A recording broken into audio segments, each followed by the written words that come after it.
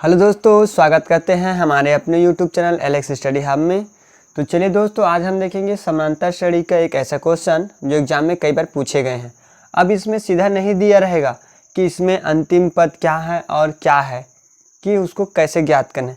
ये देखिए क्या लिखा है, समांतर श्रेणी 3, 8, 13 और 253 में अंतिम से 10वां पद। क्या बोल रहा है? अंतिम से 10वां पद। तो हमें अंतिम का जो मान आएगा उनसे 10वां पद को हमें ज्ञात करना होगा। तो सबसे पहले हमें इसमें n का वैल्यू ज्ञात करना होगा और ये दिया है अंतिम पद, इसके 10वां पद हमें ज्ञात करना है। ठीक है, तो चलिए हल करते हैं। अंतिम से 10वां पद, ठीक है।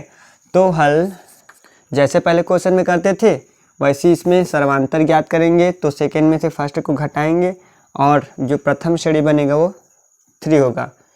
तो श्रेणी का पहला पद a बराबर 3 सर्वांतर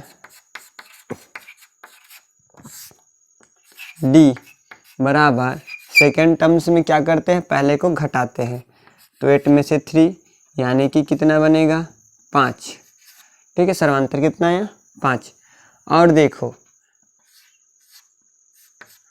श्रेणी का अंतिम पद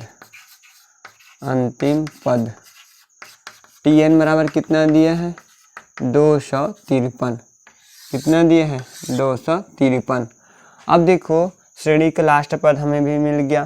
तो हमें क्या करना है, Tn के वैल्यू से हमें n का वैल्यू ज्ञात करना होगा। ठीक है, तब हम फिर उसका 10वां पद यानी कि अंतिम से 10वां पद को ज्ञात करेंगे। ठीक है, अंतिम से 10वां पद को ज्ञात करेंगे। चलिए हल करते हैं। सूत्र होता है, क्या होता है सूत्र, Tn is equal to a plus n-1 into D.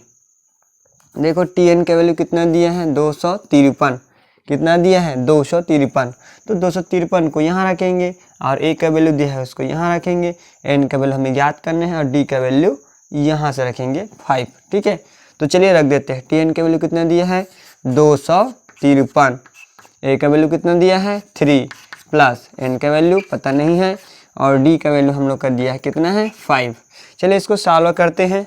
253 है, 253 माइनस 3, ये जो 3 दिया है उसको इधर लाके क्या कर देंगे माइनस। तो 253 में से 3 घटा देंगे। ठीक है, और ये 5 है, 5 को सामने ले आते हैं, n-1 लिख देते हैं। ठीक है, अब देखो 253 में से 3 गया यानी कि कितना बच गया 250 बराबर इधर कितना है 5n-1।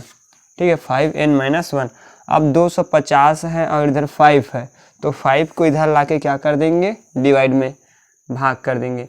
तो n-1 को इधर को सामने कर दिया और ये जो इसके नीचे में आया है 5 उसको लिख देते हैं 250/5।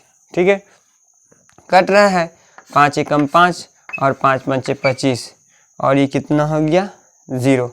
कितना हो गया 0 यानी कि 50। तो n-1 इज इक्वल टू 50। तो n का वैल्यू कितना मिलेगा हमें, n is equal to 50 plus 1 यानी कि 51। तो लिख सकते हैं हम n बराबर 51 यानी श्रेणी का nवां पद कितना हो गया हम लोग का 51। अब क्या बोला है कि श्रेणी के अंतिम इतना पद में से, मतलब ये इसके लिए अंतिम पद है, में से अंतिम से 10वां पद। तो इसमें क्या करेंगे 10 घटा देंगे यानी n-10। क्या लिखेंगे n-10। ऐसा इसलिए लिखे हैं क्योंकि अंतिम से 10वां पद हमें ज्ञात करना है। क्या करना है, अंतिम से 10वां पद। तो हम लिख सकते हैं n-10 यानी n के वैल्यू कितना हो गया 51 माइनस 10। तो अंतिम से बोला गया है ना, तो 51 भी शामिल होगा। अंतिम बोला है तो 51 भी क्या होगा शामिल। तो घटाएंगे तो वैसे में तो कितना आ रहा है 41, लेकिन ये अंतिम भी शामिल हो रहा है। क्या हो रहा है, अंतिम भी शामिल हो रहा है। तो इसलिए हम इसको लिखेंगे अंतिम से, क्या लिखेंगे अंतिम से 10वां पद यानी 51 से 10वां पद यानी कितना हो जाएगा 42वां पद। क्या होगा 42वां पद।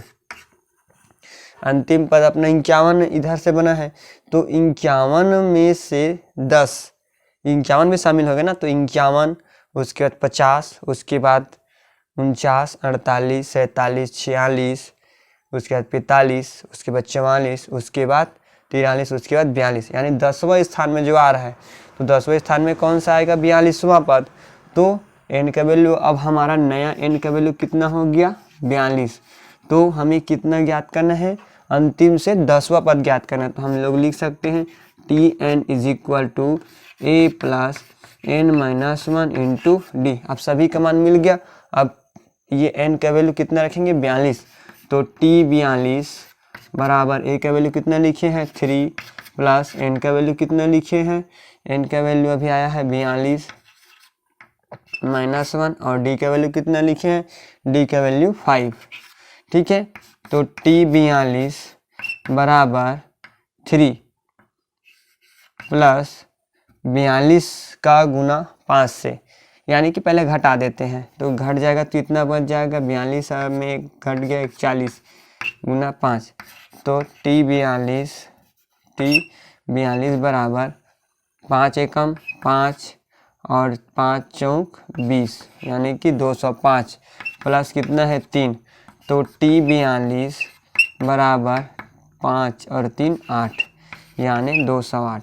यानी कि हम कह सकते हैं कि ये जो श्रेणी दिया हुआ है उसमें से अंतिम से 10वां पद ज्ञात करेंगे तो कितना हो जाएगा? 208 होगा। देखिए फिर से देख लेते हैं।